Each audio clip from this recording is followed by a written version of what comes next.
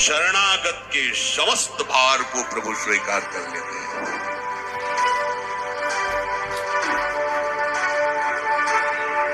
जिन शरीर अथवा मानसिक क्रियाओं के साथ मनुष्य अपना संबंध मान लेता है, वो सब क्रियाओं का फल उसे अवश्य भोगना होता है।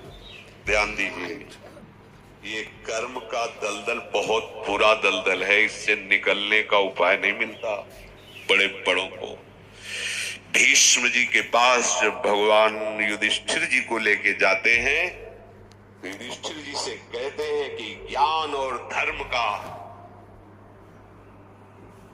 ये सूर्य अस्त होने जा रहा है, ले लो जितना तुम्हें ज्ञान लेना है। भगवान कह रहे हैं ज्ञान और धर्म का मूर्तिमान स्वरूप भीष्म, ये सूर्य अस्त होने जा रहा है। भीष्म जी से कहा युधिष्ठिर जी के कुछ प्रश्न है, आप इनका उत्तर दे दीजिए। तो आंसू भरकर भगवान से कहा, प्रभु बहुत भयानक पीड़ा है, अर्जुन के तीक्ष्ण बाण शरीर में घुसे हुए हैं, कोई अंग नहीं है जो पीड़ा से जल न रहा हो। प्रभु ऐसी स्थिति में मैं क्या उपदेश करूं? देखो कर्म का जाल कितना सुदृढ़ होता है। 6 महीने बाणों की सैया पर, बाणों की सैया। महाभागवतों में, 12 महाभागवतों में गणना भीष्म जी की, अखंड बाल ब्रह्मचारी, धर्मनिष्ठ, शास्त्रों के संपूर्ण ज्ञाता, लेकिन सैकड़ों जन्म पूर्व जो कर्म है वो सुरक्षित है, वो आकर के फल दे रहा है। भगवान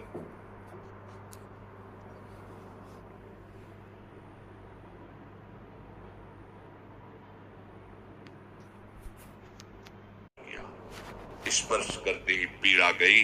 फिर प्रश्न उत्तर में हम ये बताना चाहते हैं कि कर्म कितना बलवान होता है। कोई किसी को दुख सुख नहीं देता, उसका कर्म ही उसको दंड देता है। तुम जो एकांत में पापाचार कर रहे हो, वही जब वृक्ष रूप फलीभूत होगा तो तुम्हें ऐसा दंड देगा कि कोई तुम्हें बचा नहीं। अवश्य में भोक्तव्यम, अवश्य भोगना पड़ेगा। एक ही उपाय है, बस भगवान की शरण में हो जाओ तो हम तो हम सर्व पापेभ्यो मोक्षयिष्यामि मा शुचा। जिन क्रियाओं से अपना संबंध मान लिया जाता है, ध्यान रखना, अपने लिए किया जाता है, वो अच्छी हो या बुरी, दोनों क्रियाएं तुम्हें भोगनी पड़ेंगी। वो बंध गई। मनुष्य की एक ऐसी धारणा बनी हुई है कि बच्चे पैदा करना हमारा कर्तव्य है, बच्चों का पालन पोषण करना हमारा कर्तव्य है, आजीविका, व्यापार, किसानी, नौकरी, पढ़ाना लिखाना, जो भी, ये सब हमारा कर्म है, यही हमारा कर्तव्य कर्म है। खाना पीना, सोना बैठना, चिंतन करना, इसको वो कर्म नहीं समझ पाते हैं। इसको वो कर्म मानते हैं कि नौकरी करना, कि शादी करना, बच्चों का पढ़ाना लिखाना, पालन पोषण, ब्याह, ये सब, ये कर्तव्य कर्म नहीं है। ध्यान रखना, कर्तव्य कर्म है भगवत प्रसन्नता के लिए करना। यही कार्य भगवत प्रीत्यर्थ करना। अगर बीच में प्रभु को नहीं लाए तो यही सब कर रहे। हर जीव बच्चा पैदा कर रहा है, हर जीव खा पी रहा है, हर जीव सो जाग रहा है, हर जीव भयभीत है, हर जीव, ये हर जीव किसी भी शरीरधारी, एक चींटी भी आपको प्रयासरत दिखाई देगी अपना उदर पोषण, एक हाथी भी अपने प्रयास होगा उदर पोषण के लिए, बच्चों का पालन पोषण करने के लिए। हमारा कर्तव्य कर्म इन सब के राग से छूट जाना है। बहुत बढ़िया इनका पालन पोषण होगा जब आप इनको भगवत स्वरूप मानोगे। जब प्रभु के लिए करोगे तो बहुत बढ़िया। जैसे कोई एक आदमी बीमार है जिसके लिए हमने 5 लोगों को नियत किया तुम इनकी सेवा करो। अब वो क्या मान के सेवा करेगा? उससे कोई अपना संबंध नहीं, उससे कोई ममता नहीं, गुरु आज्ञा है इसलिए मैं कर रहा हूं। और भरसक प्रयास करेगा मेरी कोई शिकायत न जाए, मतलब अच्छे से सेवा करेगा। उससे ममता भी नहीं है, आसक्ति भी नहीं है, सेवा भी कर रहा है, परिणाम भगवत प्राप्ति। ऐसे ही तुम्हें परिवार में जो गृहस्थ में हो ऐसे ही तुम्हें करना है हरि गुरु आज्ञा पालन करने के लिए। पर क्या होता है, हरि गुरु की आज्ञा केवल उतना समझा जाता है कि दीक्षा ले ली है तो 3 माला सुबह कर लेंगे, थोड़ा पाठ कर लेंगे, गुरु जी की आज्ञा है। बका ये हमारा घर है, हमारी संपत्ति है, हमारा परिवार है, हम जैसे चाहें भोगे। न पहले तुम्हारा था, न बाद में तुम्हारा रहेगा, बीच में तुम्हें सेवा के लिए दिया गया और झूठ से तुमने उसे अपना मान लिया। मुनीम अगर उस कंपनी का, जिस कंपनी का मुनीम है, उसको हड़पना चाहे तो क्या होगा, जेल की सजा होगी ना। तो मुनीम हो तो मुनीमगिरी केवल करो, मालिक बनने की चेष्टा मत करो। सेवक हो, सेवक भाव से रहो। इसी कारण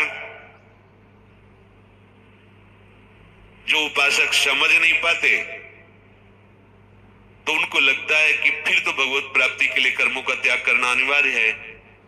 परिवार छोड़ दो, व्यापार छोड़ दो, नौकरी छोड़ दो, ये छोड़ दो, वो छोड़ दो, वो छोड़ दो। ठीक, अब इसके बाद एकांत बैठ करके मनन चिंतन, भोगों का, विषयों का, खाना पीना, अच्छा शरीर सजाना, क्या ड्रामा चल रहा है, ये क्या नाटक चल रहा है, यही बात समझना है। हाँ, भगवत प्राप्ति की उत्कट अभिलाषा से जो वैराग्य जागृत होता है वो एक अलग चीज है।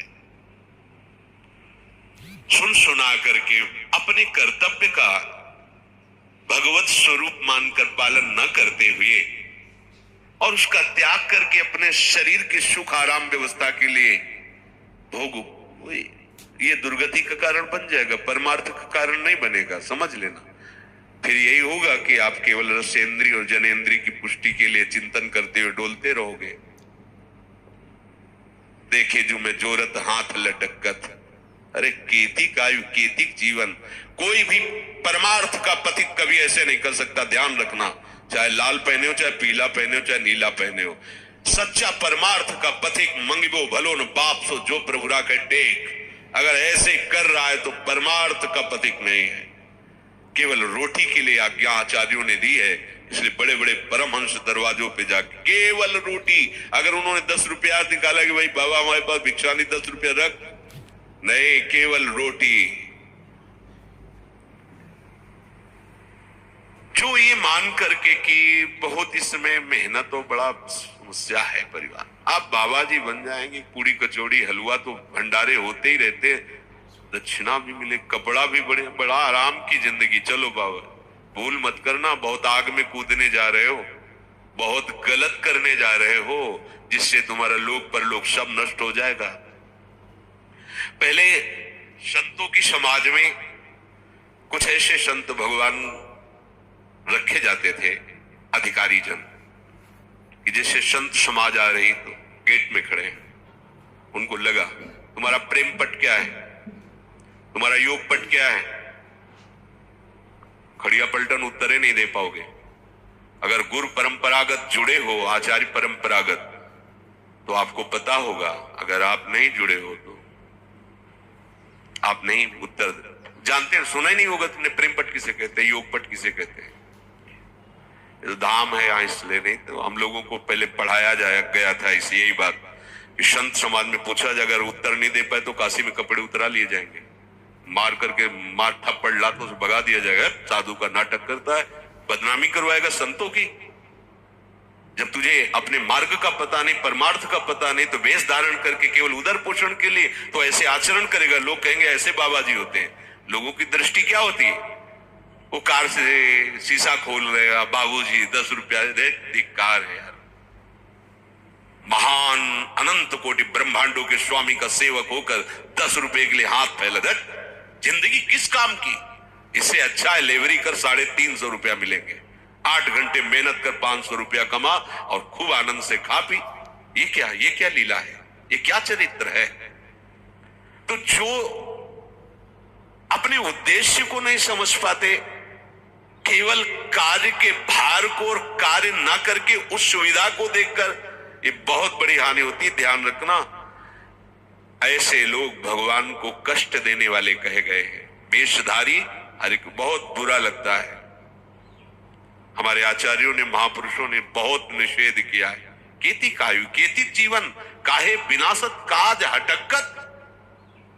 हाथ ऐसे, अरे महारानी जी से भी ऐसे नहीं करना, क्योंकि हम उनके शरणागत तो खुद भरण पोषण करेंगी।